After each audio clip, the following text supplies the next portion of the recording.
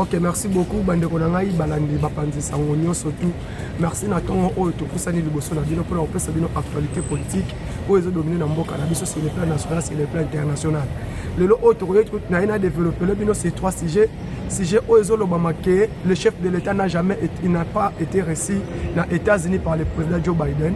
Il y a mis sur la situation minérale à la République démocratique du Congo. Il y a mis ça pour développer sur le plan processus électoral. Parmi les sujets, on a développé pendant 25 minutes la chaîne de la premier point c'est la situation de déplacement à chef de l'État vers l'Assemblée générale des Nations Unies. Mais le loza mawamingi koyoka bandeko na biso ba congolais au baza distrait, au baza mal informé que le président de la République n'a jamais été reçu par le président Joe Biden. Mais place où on a il faut comprendre. Est-ce que Félix Tshisekedi a fait une demande de réception va recevoir par le président Joe Biden? Non, le président n'a pas écrit. Si vous avez des documents que le président a approuvé que il a écrit officiellement à Zana Posa, il y a demande par Joe Biden. Binobo l'acceptation que Joe Biden a refusé pour Yambaye. Présentez-nous les documents que Joe Biden a écrits. Il n'a pas voulu recevoir le président de la République. Premièrement, Joe Biden, le président a déplacé les États-Unis non pour réception personnelle par le président Joe Biden. Le président qui est aux États-Unis uniquement pour l'Assemblée générale des Nations Unies. Il n'a pas été allé pour demander l'audience chez le président Joe Biden. Mais à l'Assemblée générale des Nations Unies, 76e Assemblée générale des Nations Unies, où il y a présenté l'État de la nation, il y a République démocratique du Congo, et l'État de la nation, il y a Union africaine. Moutoutou Alandaki. Après l'Assemblée générale, le président a eu une séance de travail avec quelques membres du gouvernement. Biden, on a vu le secrétaire général, le secrétaire d'État américain, tout le monde quelques membres, secrétaires, sous-secrétaires et secrétaires, anciens secrétaires d'État chargés aux affaires africaines. Tout le monde qui après cela, le président a reçu, le président portugais, le président a reçu, le président zambien. Mais pourquoi Henri Kamarlay a reçu le président zambien? Pour une félicitation parce que vous avez voté ici. Mais puis nous en a comment pour publier cette information, c'est l'idiocité. Jusqu'à aujourd'hui, 21e siècle, vous attendez que le président congolais puisse être nommé par un certain, il puisse être nommé par un certain chef d'État américain. Le Congo reste au Congolais. Pouvoir à Congo, par les voies des îles. Préparez-vous aux élections. Non, d'aller distraire les gens pour dire que non, le président Biden a besoin de Tshisekedi. Et ça honte. Jamais que vous avez et les familles qui disent que non, notre président sera reçu par un qui que ce soit. Non, le Congo, jusqu'au Congo, le Congo et le Congolais. Il y a mis ça tout pour développer dans le pour expliquer la face du monde que non. Marche pour dire que non, la politisation de la CENI. Et ça sonne dans le Congo. La loi électorale a été déjà promulguée. Situation électorale au Congo est bannie. Situation CENI dans votre après le président du CENI, ce qui suit le président du CENI, c'est entre autres le premier vice-président à outre dans la famille politique. Quand Fayoulou vous dit que non, il y a la politisation de la CENI, pourquoi il n'a pas organisé les marches en 2018? Pourquoi il n'a pas organisé les marches en 2011? Pourquoi il n'a pas organisé les marches en 2006? Aujourd'hui, il va dire que pour qu'il sait qu'il c'est déjà au passé. Fayoulou ne sera jamais encore candidat président de la République au Congo. Après, le peuple congolais, ni congolais de père et de mère. Quelqu'un, sa femme qui est camerounaise, lui-même, il est de l'origine camerounais sénégalais. Alinga Bimisabino na balabala pour vous dire que la CENI est politisée. Démontrez-nous que la CENI est politisée. Démontrez-nous que la CENI est politisée. Et démontrez-nous aujourd'hui la CENI est la manette de l'Assemblée nationale. Et l'Assemblée nationale, qui gère l'Assemblée nationale sont des politiciens. Le la perchoir de la CENI et Yébani, comment qu'on a organisé les rapporteurs, les vice-présidents, les secrétaires exécutifs, tout. Et Yébani que non, il y aura des députés, il y aura des hommes qui viennent dans des partis politiques, ne pas ça les compositions CENI. Aujourd'hui, il va la CENI est politisée. Démontrer que la CENI est politisée. Parce que l'on connaît les politiciens. Pour situation ils ont dérangé par le Congolais et la situation. Comment aujourd'hui la politique congolaise est comme Sony Yamawamingi. Le lot au monde entier Mobimba. Kolobela Congo, aujourd'hui comment les minéraux du Congo ont été gérés. N'a pas regretté aujourd'hui, j'ai entendu les candidats potentiels dans RFI que Katumbi sera candidat potentiel dans l'élection 2023. qui nous démontre d'abord quelle est la potentialité de Moïse Katumbi. Parce qu'aujourd'hui, s'il y a la cancophonie dans nos minéraux, c'est Moïse Katumbi. Qui ne savent pas que c'est Moïse est parmi les mafieux au minéraux de la République démocratique du Congo. Les gens qui ont pillé les minéraux de la République démocratique du Congo pendant 18 ans avec Kabila. C'est qui? C'est Moïse Katumbi. Aujourd'hui, l'Iranium au Congo est bimi. Ce qui va la moussi Mobutu Atala Nenge Bakare Minier et Baby. C'est qui? C'est l'homme de Mazembe Moïse Katumbi et Kabila. Le meneur des jeux, le meneur, les renards de surface. Il y a l'attaque valable. Il y a pillage, il y a minerai à la République démocratique du Congo. Son nom c'est Moïse Katumbi. Le lot Batu Bazoé la Batouke, Katumbi si Katumbi là. Il est à l'est. Qui est le meneur de Georges Seros au Congo? C'est Moïse Katumbi. Qui ont pillé la République démocratique du Congo. Minerai au Congo, ce qui est Panzani partout par là. Hein, aujourd'hui, Fossé Liboulou, les trous tellement moulaï Makassi. Ce sont des katumbistes, ce sont des gens qui entourent Moïse Katumbi, ce sont des gens de l'RCD Goma, ce sont des kabylismes. Pillé minéral Congo, aujourd'hui nous vous parlons. Toutes les entreprises, elles en a Est, elles en a Katanga, on a Grand Katanga, on parle aujourd'hui, sont en défaillance. Jekamine, pillé, SNCC, pillé. Aujourd'hui, tu as SNCC et Salemaki uniquement pour évacuer les minéraux de Katanga à Dar Salam vers Afrique du Sud. Qui a pillé Moutabomi SNCC, c'était Moïse Katumbi. Le Congolais, il ne réfléchit pas. Les idiots politiques, aujourd'hui, où en sommes-nous?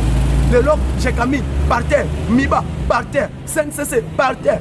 Tout conçoit pour des propriétaires privés, MCK et Akuna Matata. Tu as dit histoire à Congo Nengeki. Le lot, les gens doivent soutenir Félix Tshisekedi. Soutenons Fati Anna Makila Nabiso.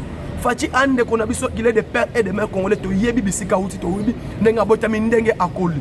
Mais ba to communique non, un certain groupe des étrangers, un certain groupe des individus, balingi ba salir réputation chef de l'État. Aujourd'hui, Fati c'est l'unique et le seul président qui défend l'Afrique, qui défend la République démocratique du Congo.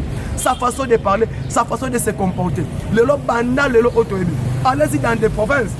Toutes les provinces sont par terre. Allez-y voir ce qui se passe à l'Équateur, province Équateur, parce que les présidents de l'Assemblée nationale, incapables de faire la phrase même, j'ai l'honneur de venir auprès de votre père haute nationalité. Allez-y, tout ceci, par conséquence, nous avons ciblé au Kabila Tiki. Comment un gouverneur de province qui doit gérer les provinces doit être élu par un groupe de 15 personnes. Aujourd'hui, ils ont géré province sous la famille, donc gouverneur. Papa gouverneur, moi na directeur à cabinet, moi na monsieur chargé de questions politiques, moi si na chargé d'administration. Allez-y voir comment nos provinces n'arrivent pas à se développer. Suite c'est quoi n'engagez tout autre Kamboka, gouverneur va voter par un groupe de 10, 15 députés. Allez-y voir conséquences yango. Aujourd'hui allez-y dans le marché central, pour qui marché central et comme une toilette publique. Dans le marché central, pour qui marché central, il faut être dans le marché central comme une toilette publique. Suite à un gouverneur incompétent, le président de l'Assemblée nationale incompétent, des élites, des idiots. Donc, au moins, Mboka est couffé pendant 18 ans, on ne sait pas. Fati Azo Meka Kola Moussa Azipa tout, mais tout est tellement très enfoncé. Makasi, moi, je joue tout Zipa Yango Zate. Allez-y, des gouverneurs, comme ça, la banne à gouverneur, dans la province, comme Barua. Pendant que ici, à Kinshasa, dans la centrale, le président de la République, sa fille, son fils, n'est pas là pour se faire un roi, mais gouverneur la province, c'est les enfants des gouverneurs, comme Barua. Allez-y, si, donc, des gouverneurs incompétents. Oui, les cas d'exception ne manquent pas. Les exceptions. Mais allez-y, dans 26 provinces, tout. Au moins que les provinces ne décollent pas parce que le gouverneur est incompétent. Le président de l'Assemblée nationale, le président de l'Assemblée provinciale est compétent. Tout le monde dans l'Assemblée nationale, il y a Congo. C'est honte, moi comme Mawaming Yasson. Si 400-500 personnes composant l'Assemblée nationale, 300 personnes sont que de la famille. Venez de la famille. Papa député, moi si suppléant, moi na premier, deuxième suppléant, papa comme sénateur, moi si aille à remplacer député, moi na comme premier suppléant. Donc c'est grave. C'est grave. Allez-y, dans l'Assemblée provinciale, ici à Kinshasa, si nous avons 4 députés, des députés compétents, nous sommes à moins de 15. Moins de 15 dans des groupes de Moukeba et tout comme ça. Ce sont ces gens-là qui défendent l'Assemblée provinciale de Kinshasa. Par contre, ils sont incompétents, inconscients. L'autre là, élit de député provincial d'IDPS. Élit peut-être de Lemba. Allez-y, ce qui s'est passé avec Tony Lubanga. Tony Lubanga, qui est chargé de mission, il y a président de la République. Donc, baké ko concevoir document moko boy pour défendre Huawei contre une entreprise qu'on appelle GTCC. Donc Huawei a zalaki na faute, mais comme il y a un député professeur de l'IDPS, il y a un certain chargé de mission du chef de l'État, Basangani Basali Group, baké ko financer premier juge ya Cour cassation pour recevoir 50 millions pour payer ça. Huawei il raison. Allez-y, influence partout. Et l'autre tout ça pour influence partout. Donc l'entourage du chef incompétent, oye, député provinciaux, malgré il est de l'IDPS, incompétent, Peter, corrompu, oye, chargé de mission du chef de l'État, corrompu. Pourquoi Huawei allez-y bangombongo pour ne pas gagner marché 50 millions de dollars. Donc la justice est toujours instrumentalisée. Il y a un lobby clair que non, et l'autre on a biso toboyi. Et là, on a toujours linga yangote. Ton linga justice est équitable à tout le monde. Moutino social m'a bien à répondre parce que tu es chargé de chef chargé de mission et un député professeur tu es de l'IDPS va payer sur 50 millions pour défendre Huawei. Huawei va bien gagner les États-Unis. Aïe awa yo ozu au défendre Huawei pour contre une entreprise GTCC. On a ton lobby écosimbate. Nous allons parler. S'il faut sortir dans la rue, nous allons sortir. Pour défendre que non, Huawei a une entreprise qui a mafié. Quelqu'un qui a détourné, Trump a télémélé aux États-Unis, Biden a boyi, le lot a au Congo, un certain député provincial, les DPS, un certain chargé de mission chef de l'État, pour que Bozui Mbongo, 50 millions, et donné le président, cours des 4 premiers présidents, 2 millions de dollars pour que Bapes Huawei ait raison. Et là, on est au ligne en côté. Vraiment, c'est regrettable. Tu es dans le IDPS.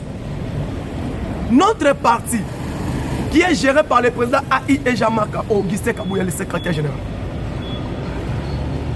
Corneille Moulumba, qui a été débauché, vice-président et ministère à plan, vice-ministre à plan. À l'époque, il y a Birinwa, au bois KIDPS, on a vu sur le la main, j'ai sauté. Aujourd'hui, M. Ninga, tu es allé avec Chibala, pour qu'il qui va travailler dans Kabila. Aujourd'hui, vous n'avez même pas honte de retourner encore dire que non, l'IDPS est mal géré. Nous sommes là, on doit gérer l'IDPS. Allons à un congrès pour un nouveau secrétaire général et qui que soit. Tolobi, Botika qui bison Nanzala, Boya qui peut la permanence à parti. Kabouya, Kaboun et Félix, défendant qui parti, aujourd'hui parti est au pouvoir. Vous avez bien géré. Qu'est-ce que vous avez fait avec Kabila? Qu'est-ce que Kabila a fait avec vous? C'est l'idiocité. Aujourd'hui, dans le cabinet ministériel, c'est grave. Tous les ministres dans le cabinet ministériel, c'est grave. Tout ce qui se passe dans le cabinet ministériel, c'est la famille. Ils sont incompétents. Maïe les a été l'idiocité dans le cabinet ministériel. Pourquoi tous les cabinets ministériels sont devenus des cabinets politiques, des caisses de résonance, des gens qui sont incapables de travailler dans le cabinet ministériel? Toujours qu'il y a un ministère du travail. Allez-y d'avoir un ministère du travail. Le ministre du Travail descend sur le terrain. À côté, il y a eu un arrêté signé. Parce que le ministère du Travail, lorsque Koufi Eza Palou Moutabomi, tu as démontré que Palou Moutabomi ministère du Travail. À l'époque où Willy Makesh était ministre du Travail, combien des arrêtés signés par Willy Makesh où il y a perçu ma maison de placement au réseau? Aujourd'hui, le ministre m'a dit arrêtez, vient abolir une autre arrêté. Yozoya, un ministre du Travail, médecin, directeur du cabinet ministère du Travail, médecin. Yebisanga Bozolu Kabozwa Nini après. Ministère de l'économie nationale. Quelqu'un qui ne connaît pas l'économie, abomi. Aujourd'hui, félicitations quand même, l'actuel ministre de l'économie nationale. Il cherche un peu à valoriser les ministères, à évoluer les ministres, les ministères. Les lois aïe, à Kouti, Magui, aïe a démontré qu'il y a eu Magui, approuvé en face du monde. Les gens ne veulent pas le soutenir. Pourquoi Biloko est quitté? Mais pendant qu'il est en train de travailler en coulisses, le gouvernement a décidé de travailler avec le distributeur. Félicitations. Mais il y a un ministère Moussoussou. Il n'y a que la famille. Aucun ministère Moussoussou. Aucun coup, il y a une clan. Les clans là, à dehors, les clans, on a vu que le Moussoussou est zaté. Donc il y a un ministère. Et on a c'est eza magouille OK kutina na ministère on a balobaka ki yaka do bayaka ka bakutu do ministère on salema pona bayaka bisika oyo mboka ekufi nde yango wana OK ina ministère mususu okutaka waku etu do okuti langue mususu lobamaka te au lieu de parler même chiluba oyo eza langue nationale parce que na ba dialecte ethnique ne place Bouzoba et continue au Congo. Tous ceci sont des matières que Kabila nous a léguées pendant 18 ans. C'est grave. Aucune entreprise publique agenouée. Toutes les entreprises sont devenues des entreprises politisées. Et on te lobby Fachi, s'il vous plaît. Pendant que le système a changé, le pays ne va pas avancer. Fachi doit travailler pour changer le système. Le système que Kabila nous a laissé dans ces pays est Zakokoufa. Ok, on a par terre. Félicitations le Premier ministre, félicitations le Vice-Premier ministre, ministre de l'Intérieur, et félicitations le ministère à Transport.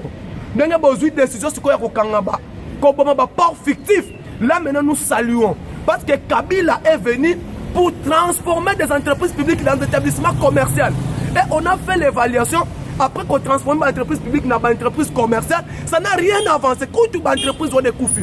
Pourquoi dédoubler des entreprises dans cette entreprise? Vraiment merci.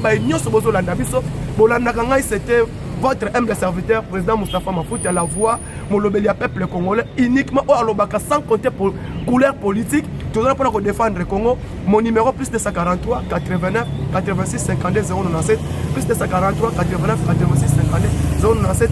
Pour défendre chaque jour le temps réel, vous abonnez à la chaîne pour les alibos. Vous abonnez information en temps réel. Je vous remercie.